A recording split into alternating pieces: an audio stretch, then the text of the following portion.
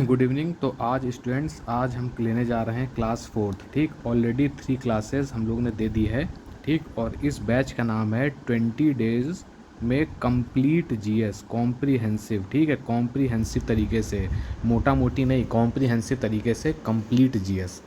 इसके बाद आपको इधर उधर कहीं से कुछ भी करने की आवश्यकता बिल्कुल नहीं पड़ने वाली। ठीक, बस इतना ही आपको पढ़ के जाना है और इसको कहानी की तरीके सुनते रहना है। ठीक है, सोने से पहले, उठते बैठते जितनी बार आप सुन लेंगे, आप समझिए अपने कट ऑफ के नज़दीक जा रहे होंगे। ठीक है, बहुत ही मेहनत से खुद के नोट से बनाए गए, जैसा कि बताया जा चुका है। और दूसरी चीज़, इस नंबर पर आप संपर्क कर सकते हैं। ठीक है, कोई भी डिटेल लेने के लिए। और साथ ही साथ आप टेलीग्राम पे जुड़ सकते हैं। चैनल का जो नाम है वही नाम आप जा करके टेलीग्राम पे टाइप कीजिए, सर्च कीजिए और जुड़ जाइए फटाक से।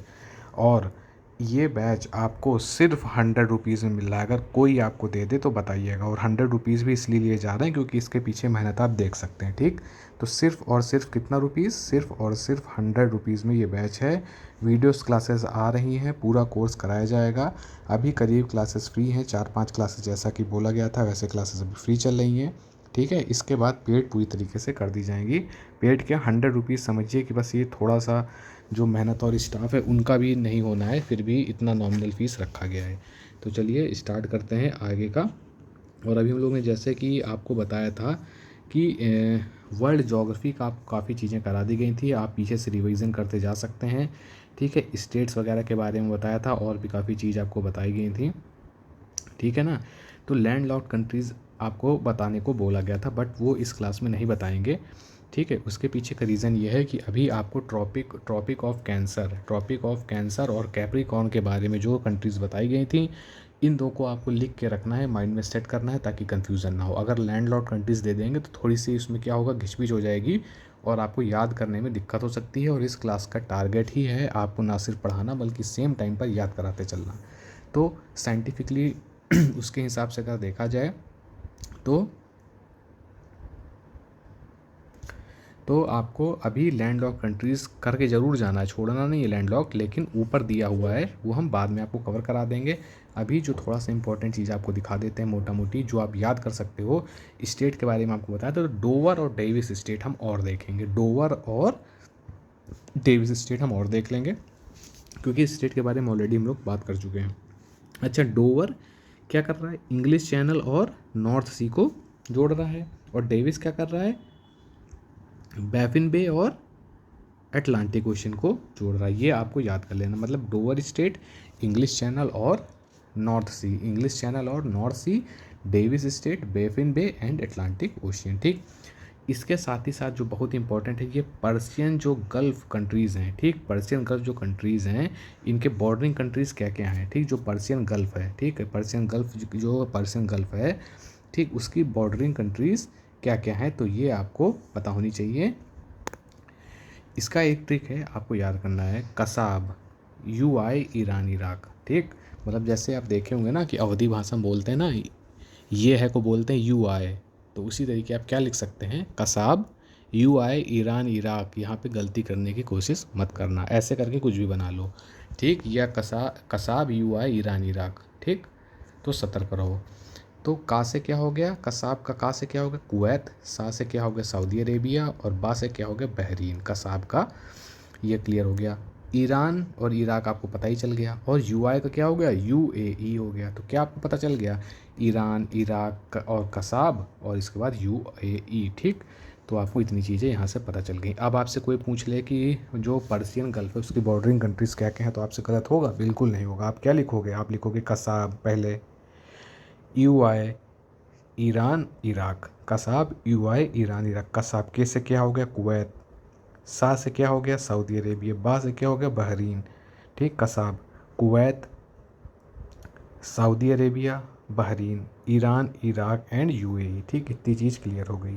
ठीक, फिर से रिवाइज करेंगे। का कसाब, UI ईरान इराक क्या है, पर्शियन गल्फ कंट्रीज़ के बॉर्डर। ठीक, का से क्या, कुवैत, सा से सऊदी अरेबिया, बा से बहरीन, ईरान, इराक और UAE। ठीक, दूसरा, गल्फ ऑफ बोथनिया को माइंड में दिमाग इस वक्त घुसा लेना है कि जो स्वीडन और जो फिनलैंड है इसके बीच में है, ठीक। कहाँ पे है? स्वीडन और फिनलैंड के बीच में है, ठीक। नॉर्दर्न पार्ट ऑफ क्या है? बाल्टिक सी। ये देखिए बाल्टिक सी है, ये बाल्टिक सी है। बाल्टिक सी का क्या है? नॉर्दर्न पार्ट, ठीक। तो अब आपको ये चीज़ पता चल गया क्या?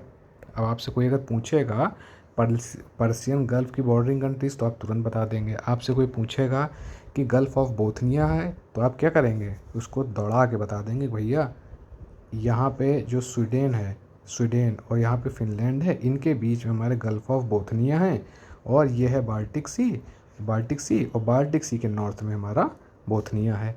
तो क्या हो?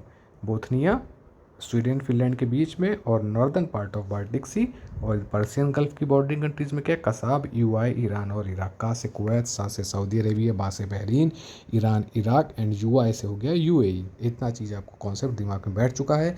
डोवर स्टेट, डोवर जैसे कि नाम ही लग रहा है इंग्लिश नाम, इंग्लैंड का नाम, इंग्लैंड का कोई प्लेयर हो, है ना। तो डोवर से आप बस याद रखिए कि डोवर में हमारा इंग्लिश चैनल आ रहा था और नॉर्थ सी आ रहा था। तो बचा हुआ डेविस आप अपने आप वहाँ करेक्ट कर लोगे, क्योंकि जो बचे हुए और जो आपको स्टेट्स और वो याद करा है उससे आप उसको एलिमिनेट कर लोगे। तो सिंपल डोवर याद रखो। यहाँ पर डोवर आपने याद रखा, आपका काम खत्म हो गया। कि सर ने बताया था कि डोवर क्या होता है? डोवर हमारा इंग्लिश पेट जैसा लग रहा है, तो इंग्लिश चैनल हो गया और उधर नॉर्थ सी लगती है, इधर आपका काम ख़त्म हो गया। आपको याद कराते चल रहे हैं, आपको फॉर्मेलिटी नहीं हो रही है कि आपको फॉर्मेलिटी करा रहे हैं, आपको याद कराते हुए चल रहे हैं कि आप वीडियोस देखते रहें, ट्रिक के साथ आपके दिमाग में वो घुसता रहे और आप जो वहाँ एग्जामिनेशन हॉल में बैठो दुनिया भर कभी पढ़े हो तो आपको काम क्या है जो यहाँ पर बताई गई हैं, ठीक है। इसके बाद देखो बॉर्डर कंट्रीज़ हम लोग अलग सेपरेट वीडियो में फिर लेके आएंगे। पूरा नोट रखा है लेकिन नोट्स को कंप्लीट करने का एक तरीका है। अगर हम आपको घुसा देंगे रोज़, अगर आपको मैप दे देंगे ना तो आप कंफ्यूज हो जाओगे। इसीलिए मैप के 2 से 3, 2 से 3, 2 से 3 और इसी में ही आना है, इसके अलावा कुछ नहीं आना है।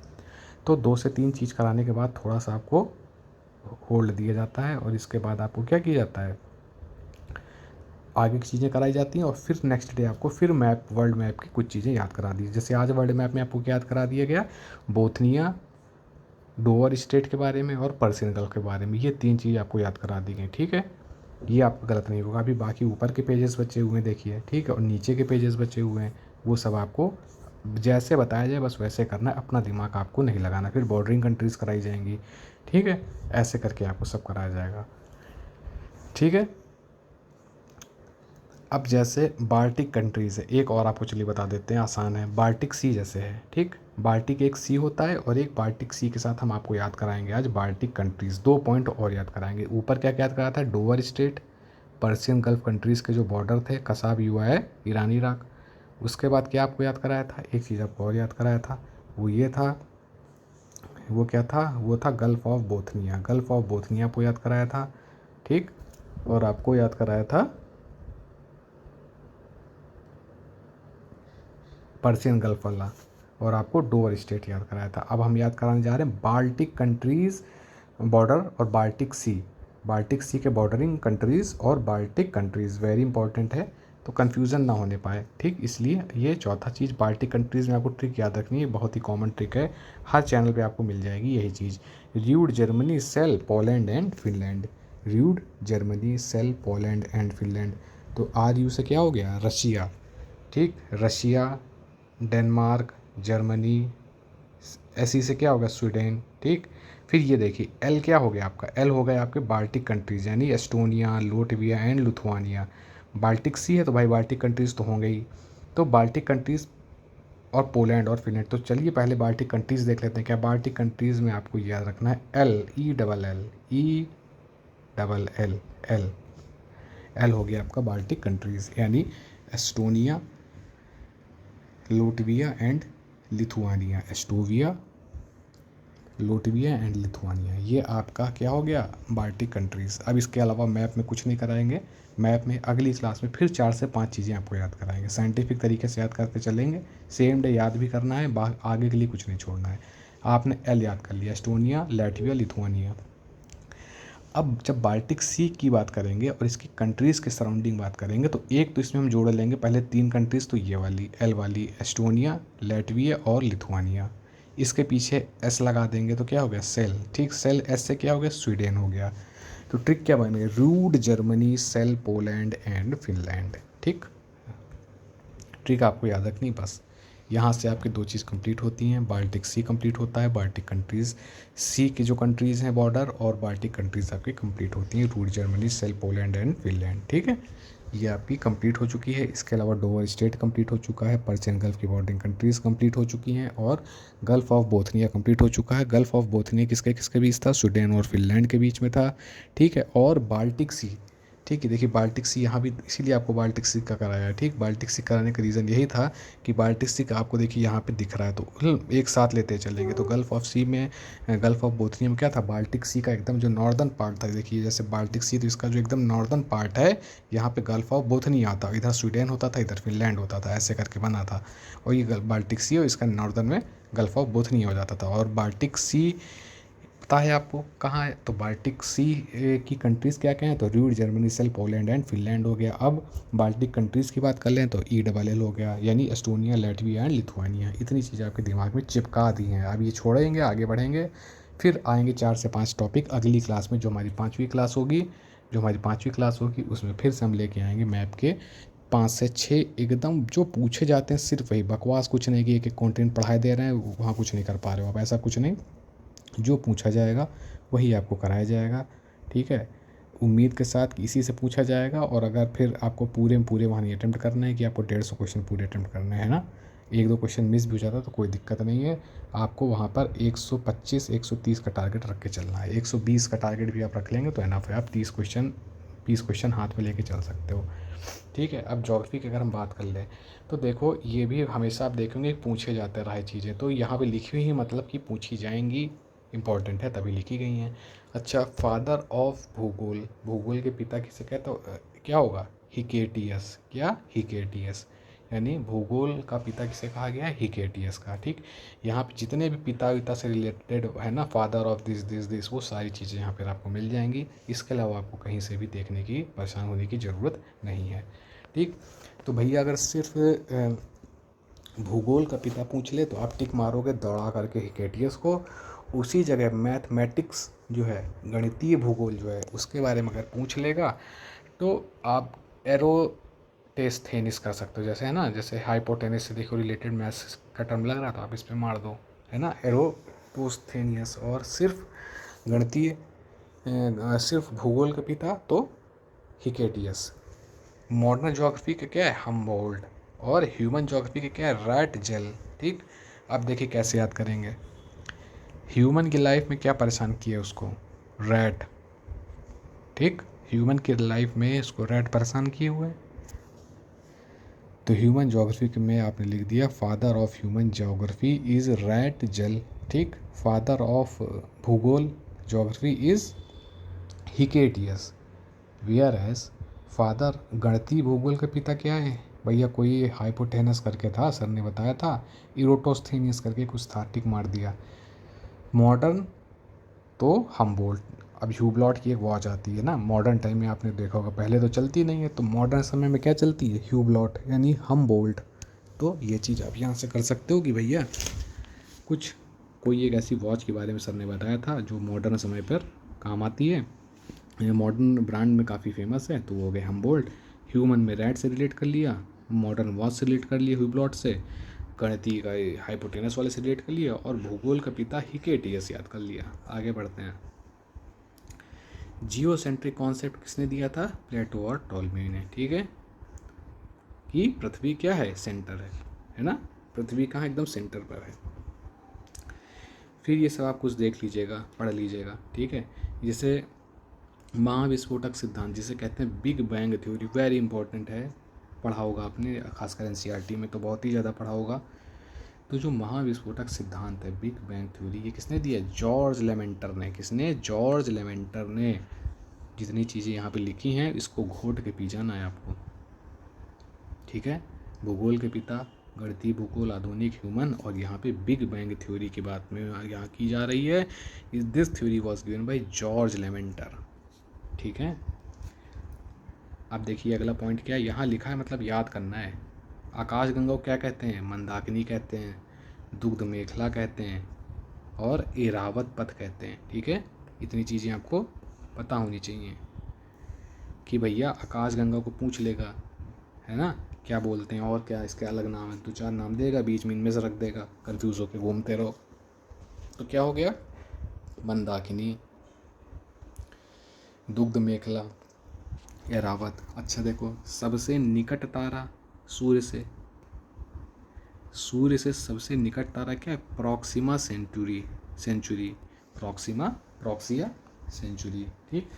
सूर्य के सबके पास, सूर्य से सबसे निकट तारा कौन, अगर बात किया जाएगा तो क्या होगा, प्रॉक्सिया सेंचुरी, ठीक है, प्रॉक्सिया सेंचुरी।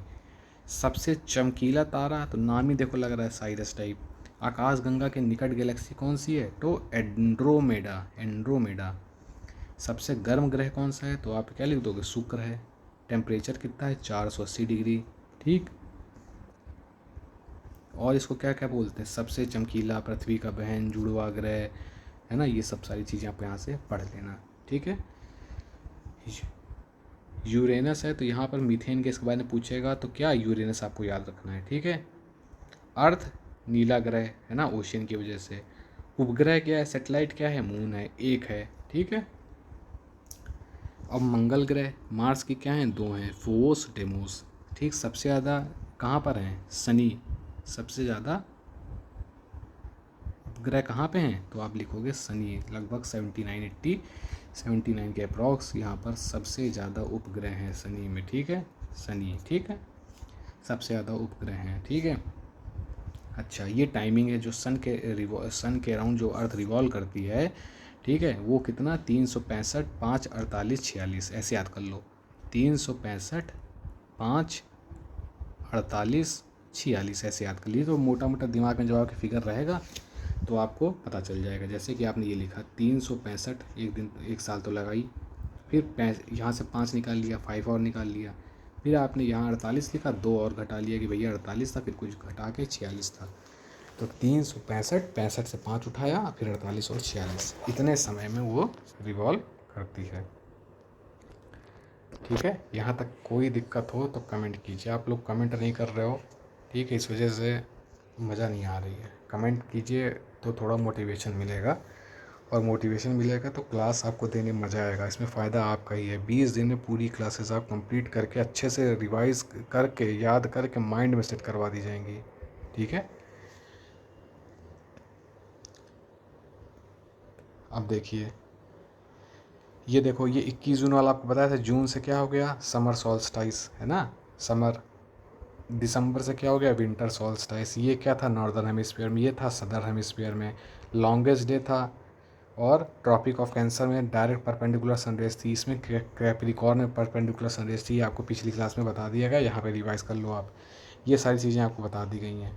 21 मार्च 23 सितंबर सनरेज क्या है, डे नाइट इक्वल होती है, ठीक। अब पेरीहीलियन एंड एपहेलियन हमेशा आप देखे होंगे, कहीं 1 डे से लेकर के कई जगह आपको मिला होगा क्वेश्चन, पेरीहीलियन और एपहेलियन। पेरीहीलियन से टिक क्या है, पी से क्या होता है, पास, तो पेरीहीलियन पास, तो यानी सन और अर्थ जो पास होंगे, क्लोजेस्ट, ठीक। ये क्या कंडीशन बनेगी, पेरीहेलियन की। तारीख क्या होगी भैया, 3 जनवरी होगी। एपहेलियन जस्ट अपोजिट, दूर कर दो, यहाँ पे दूर कर दो आप, ठीक है, एपहेलियन हो जाएगी, दूर कर दो। तारीख क्या बनेगी, 4 जुलाई। पास में 3 जनवरी, दूर में 4 जुलाई, ठीक है। कैसे याद करोगे, पेरीहेलियन, ठीक, पेरीहेलियन पी से क्या होता है, पास, ठीक। देखिए आपका भी गलत नहीं होगा, ठीक है। सन और आपका क्या हो गया, अर्थ पास, एकदम क्लोजेस्ट है, क्लोजेस्ट। और तारीख क्या है, 3 जनवरी, है ना, न्यू ईयर के आसपास होता है ना। न्यू ईयर में सब मिलते हैं ना, पास आते हैं ना, मिलते हैं सब लोग आके, एक दूसरे से पार्टी वार्टी करते हैं, पास आ जाते हैं। उसी जगह एपहेलियन क्या होता है, जब सन और अर्थ क्या होते हैं, एपहेलियन जस्ट अपोजिट कर दो, दूर, है ना। तारीख क्या है, 4 जुलाई, ख़त्म। आगे कुछ आपको दिमाग नहीं लगाना है, आपके यहाँ से 1 मार्क्स, एक क्वेश्चन पक्का हो जाता है, ठीक है। ये देख लेना, डे और नाइट इक्वल कब होते हैं, तो ये बता दें, जब सनराइज़ परपेंडिकुलर इक्वेटर पे पड़ती है, तारीख होती है 21 मार्च और 23 सितंबर। इस डेट में हमको आपके एक भी क्वेश्चन गलत होते नहीं दिखने चाहिए। एपेलियन, पेरीहेलियन, 3 जनवरी, 4 जुलाई, ठीक है। अच्छा, अब देखो, चंद्र ग्रहण अभी जल्दी आपने देखा होगा, 3-4 दिन पहले, लूनर एक्लिप्स बोलते हैं, कि कब होता है, पूछा गया भैया, पूछा जा भी सकता है, बहुत इंपॉर्टेंट है, सिर्फ पूर्णिमा को होता है। अच्छा, इसके लिए एक ट्रिक आप याद रखिएगा, आप लोगों ने बीटेक किया होगा या बीएससी किया होगा, तब देखे होंगे सेमेस्टर फॉर्म में चलता है ना, सेमेस्टर है ना, सेम, जिसे हम लोग इंग्लिश में क्या बोलते हैं, अरे आज हमारा सेम है यार, हमारा सेम एग्ज़ाम आने वाला है, शॉर्ट फॉर्म सेम बोलते हैं। तो क्या है SEM, ये क्या है, लूनर एक्लिप्स, चंद्र ग्रहण। कैसे, सन, अर्थ, मून, यानी अर्थ बीच में आ गया, ठीक है। तो अर्थ की वजह से क्या हुआ, सन की रेज यहाँ पे नहीं पहुँची, तो यहाँ पे अंधेरा हो गया पूरा, है ना। इस टाइप से आपने याद कर लिया सेम। और इधर आपने क्या कर लिया, जस्ट अपोजिट में EMS याद कर लिया, ठीक। यानी सन, ये क्या बढ़ेगा, सोलर एक्लिप्स। इसमें क्या है, मून बीच में आ गया, है ना। सन, ये देखिए EMS, ये तो घुमा लीजिए, एक बार ये आ गया तो अब की उठा के इसको ले आइए, मून को इधर कर दीजिए, तो लूनर हो गया, ठीक। ये हो गया आपका सोलर एक्लिप्स, ठीक है। इसमें क्या आ गया, इसमें आपका मून बीच में आ गया, सन तो भाई अपनी जगह पर रहेगा ही। देखिए ऐसे ऐसे होता है, बता रहे हैं आपको, तरीका इसका भी बता देते हैं, बहुत लोगों को गलत होता है कन्फ्यूज़न में। सन तो अपनी जगह रहेगा ही, ठीक है। अर्थ है, अर्थ का जो है सेटेलाइट क्या होगा, मून, है ना, मून। तो जब मून, सन तो अपनी जगह है ही है, अर्थ है, ठीक, और मून यहाँ पे है, मून यहाँ पे जब आ गया, सेम, इसी को कहते हैं सेम। तो ये क्या बन गया, लूनर एक्लिप्स, चंद्र ग्रहण, सिर्फ पूर्णिमा के दिन, यही है पूर्णिमा के दिन, है ना। इसमें अर्थ बीच में आ गया। अब इसी की जगह दूसरी चीज़ क्या है, अब उसमें सन फिक्स रहेगा, इधर अर्थ था, ये रिवॉल्व कर रहा है, मून, पिछली बार मून यहाँ पे था सेम में, तो लूनर बन रहा था, मून यहाँ पे था, पिछली बार इस जगह आया था घूमते हुए, तो क्या बना था, लूनर बना था, लूनर एक्लिप्स। अब मून घूमते हुए यहाँ आ गया, यहाँ पे, तो अब क्या बन जाएगा, अब बन जाएगा सोलर एक्लिप्स। कितना इजी है, मून ही घूमेगा, या तो मून अर्थ के इधर आ जाएगा, या तो मून सन के बीच में आ जाएगा, तो अब बन गया आपका सोलर एक्लिप्स, मून बीच में आ गया, ठीक है। ऐसे आपने याद कर लिया। ये वेव्स वाला है, ठीक है, हमेशा आपने देखा होगा पूछा जाता है। एक क्वेश्चन देख लीजिए कि मैक्सिमम अगर ज्वालामुखी पूछा जाए कहाँ पे, तो आप क्या लिखेंगे, आप बताएंगे कि मैक्सिमम ज्वालामुखी जो है हमारा फिलीपींस में है। ऑस्ट्रेलिया एक ऐसा कॉन्टिनेंट है जहाँ पे कोई भी ज्वालामुखी नहीं है, याद करने वाली बात है ये, बहुतों को नहीं पता हो सकता आपको भी ना पता हो। तो सारी चुनिंदा चीज़ें जो आयोग पूछता है, उसकी जो फेवरेट चीज़ें हैं और जो आप लोगों से मिस हो जाती हैं, वो सारी चीज़ें यहाँ पर आपको लिखी हुई हैं। तो आपको क्या नया पता चल गया कि ऑस्ट्रेलिया ऐसा कॉन्टिनेंट है जहाँ पर कोई भी ज्वालामुखी, है ना, वॉल्केनो नहीं है, ठीक। उसी जगह फिलीपींस में क्या है, मैक्सिमम ज्वालामुखी है। वर्ल्ड का सर्वाधिक एक्टिव अगर ज्वालामुखी पूछा जाए तो किलायू, आप लिख देंगे कि हुआई आइलैंड में किलायू जो सबसे ज़्यादा एक्टिव है, ठीक है।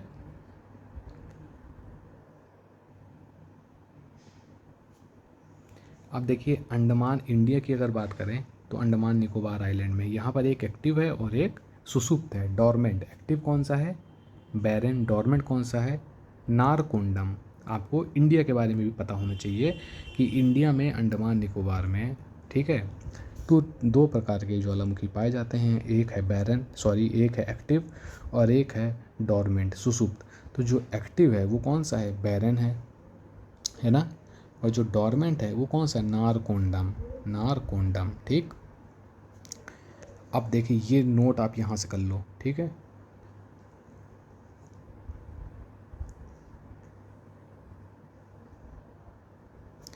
एक पॉइंट यहाँ से आप ये याद कर लो, एस वेव के बारे में थोड़ा सा, एल वेव के बारे में इसी वक्त, बाकी इससे रिलेटेड जो चीज़ होगा वो हम आपको कराएंगे समय आने पर, अभी कन्फ्यूज़न नहीं क्रिएट करेंगे, अभी याद करवा रहे हैं आपको। तो एस वेव जैसा कि नाम कहता है, एस से सॉलिड, तो मतलब एस वेव सिर्फ कहाँ ट्रेवल करेगी, ओनली सॉलिड, एस से सॉलिड और एस से सेकेंडरी, है ना आसान याद करना, वरना कितना कन्फ्यूज़न क्रिएट करता था, एस से सॉलिड एंड एस से सेकेंडरी, ठीक है। ये सिर्फ सॉलिड में और सेकेंडरी वेव्स कहलाती है। उसी जगह एल वेव्स की अगर बात करें तो आप क्या लिखोगे कि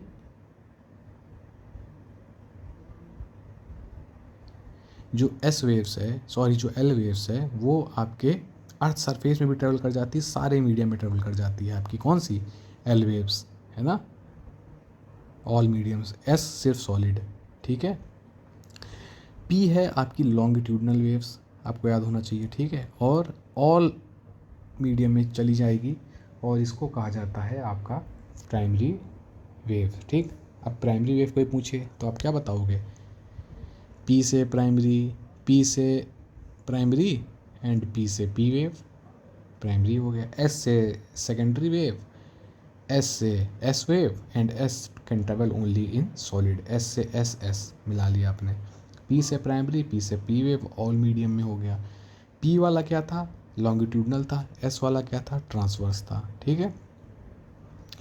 लेकिन आपको जो याद करना एक चीज़ और है कि जो एल वेव है आपकी, ये सबसे ज़्यादा विनाशकारी है और इसमें ऊर्जा है सबसे ज़्यादा है, किसमें, एल वेव में। तो यहाँ पर पॉइंट क्या निकल के आ गया, 3 पॉइंट निकल के आ गए, P wave, S wave, L wave. P wave क्या है, लॉन्गिट्यूडनल, पी वेव क्या है, लॉन्गिट्यूडनल, एस वेव क्या है, ट्रांसवर्स, एल वेव्स क्या है, सबसे खतरनाक और सबसे विनाशकारी एल वेव्स, ठीक है। पी, और ये हो गया आपका लॉन्गिट्यूडनल, ये हो गया प्राइमरी, ये है सेकेंडरी, ऐसे सेकेंडरी, ऐसे सिर्फ सॉलिड में, ये तीनों मीडियम में, ये तीनों मीडियम में, ठीक। और एक नोट करने वाली बात आपको यहाँ पे याद रखनी है कि एस वेव में जो स्पीड होगी वो पी वेव से क्या होगी, हाफ होगी, ठीक। The speed of S wave is half the speed of P wave, ठीक। और पी वेव में एनर्जी क्या होगी, एस वेव में एनर्जी क्या होगी, पी वेव से दुगनी होगी। यहाँ पे अगर एस वेव लिख दें, यहाँ पे पी वेव लिख दें, ठीक। और ऐसे करके ट्रिक से आप याद कर सकते हो क्या, कि अगर इसकी स्पीड एक्स है, ठीक है, अगर पी की स्पीड एक्स है तो इसकी क्या होगी, x/2, ठीक है। यानी कि एस वेव की स्पीड पी वेव की आधी होगी और एनर्जी क्या होगी, दुगना होगी। अगर इसकी एनर्जी यहाँ की ई है तो इसकी एनर्जी होगी 2E, समझ रहे हैं बात को। इतनी चीज़ आपको एस वेव, जो बहुत बोरिंग लगता है आपको, इतना बस याद रखना है एस वेव के बारे में और पी वेव के बारे में, कि भैया जो एस वेव है, एस वेव की जो गति होगी वो पी वेव की आधी होगी, एस वेव की जो एनर्जी होगी वो पी वेव से दुगनी होगी, ठीक है ना। ऐसे आपको याद रख लेना है कि देखिए, ऐसे आप माइंड में तुरंत नोट कर लीजिए तो आपको दिमाग में याद आ जाएगा कि सर ने पी वाले में पहले कुछ लिखा था एक्स, फिर सर ने लिखा था ई, और यहाँ पे सर ने लिखा था 2E और यहाँ पे लिखा था x/2। तो यानी एस वेव की स्पीड हाफ को कर दी थी और एस वेव की एनर्जी डबल कर दी थी, ठीक है। क्योंकि ये है ना, ज़्यादा कोई तेज़ दौड़ रहा है ना तो थक जा रहा है, आप ऐसे रिलेट कर लेना इतना। और आपको एक्टिव और बैरन आइलैंड के बारे में आपको बता ही दिया है, ठीक है। इतनी चीज़ आपको, ये सारी चीज़ें बता दी हैं, बहुत कुछ है आपको कराने के लिए। बस दिक्कत इतनी सी है कि आप लोगों का सपोर्ट नहीं मिल रहा है जिस तरीके से सपोर्ट मिलना चाहिए, ठीक है। सपोर्ट आप लोग के मिसिंग है, ठीक है। आप लोग लाइक्स नहीं कर रहे हैं, ठीक। अगर देखें कमेंट नहीं कर रहे हैं, एटलीस्ट कमेंट कीजिए, लाइक्स कीजिए, तो उससे क्या मिलता है ना, मोटिवेशन फैक्टर आता है, ठीक है। रही बात फ़ीस की, तो फ़ीस 100 रुपीज़ से आपको खुद पता है कि क्या ही है। ये बस थोड़ा सा जो बनता है, जो थोड़ी बहुत मेहनत है, वो उसका जो है कुछ ही नहीं है, ठीक है, 1% भी नहीं है। तो अब ये आपको समझना है, ठीक है। चैनल के नाम से आप जाके टेलीग्राम पे सर्च करके जुड़ सकते हैं, ठीक है। थोड़ा सा आप लोग की तरफ से अगर मोटिवेशन मिलेगा तो फटाफट होगा, ठीक है। मुझको कोर्स कराने में समय नहीं लगेगा, जान के अभी 30 मिनट्स की क्लास 40 मिनट्स 50 मिनट्स की ले रहे हैं कि आप लोग बोर ना हो, आप लोग देखो और उतना चीज़ दिमाग में चिपका बैठो। तो आज की क्लास में से डोवर स्टेट के बारे में बताया गया, ठीक है। डेविस स्टेट के बारे में बताया गया, पर्शियन गल्फ़ की बॉर्डरिंग कंट्रीज़ के बारे में बताया गया, है ना। और बोथनिया, गल्फ़ ऑफ बोथनिया के बारे में बताया गया, है ना। फिर बाल्टिक कंट्रीज़ के बारे में बताया गया, बाल्टिक सी के बारे में बताया गया, ठीक है। बाल्टिक सी के बॉर्डरिंग कंट्रीज़ के बारे में बताया गया, थोड़ा सा यूनिवर्स के बारे में बताया गया, इंपॉर्टेंट फैक्ट्स जो पूछे जाते हैं। Primary waves, secondary waves, L waves के बारे में बताया गया है ना। इतनी चीज़ें आपको आज बताई गई और उम्मीद करते हैं कि आप इसको देख रहे होंगे। साथ ही साथ आप इसको जो है याद करते चल रहे होंगे। याद करना बहुत ज़्यादा ज़रूरी है। आप 1000 पेज ना पढ़ के जाएं, ठीक, आप 500 पेज पढ़ के जाएं, लेकिन इस 500 पेज को आप 10 बार रिवाइज़ करके जाएं, ये ज़्यादा बेटर होगा, बल्कि 1000 पेज को आप एक बार पढ़ के जा रहे हैं उसके तुलना में। तो इसी आशा के साथ कि आप लोग इस पर जुड़ेंगे इस नंबर से। ये फ़ीस है नॉमिनल, ये चैनल का नाम है, ठीक है। और आप लोग टेलीग्राम पर और यूट्यूब पर खासकर अच्छे पॉजिटिव कमेंट्स दीजिए। अच्छा लगे तो, ज़बरदस्ती नहीं है, मेहनत पूरी है। अच्छा लगे तो ठीक है। तो आपकी ऐसे करके अभी तो लेस देन 1 आवर है, ठीक है। इसके बाद 2-2 घंटे की भी क्लास आएंगी, 3-3 घंटे की भी क्लास आएंगी, लेकिन उसके लिए क्या मोटिवेशन चाहिए, तब मज़ा आती है, ऐसे मज़ा नहीं आती है। फिलहाल अभी जैसा कि वादा किया गया था कि 4 से 6 क्लास तक आपको टोटल फ्री में दी जाएंगी, दी जा रही कंटेंट आप देख सकते हैं। इसके बाद आपके ऊपर है। धन्यवाद।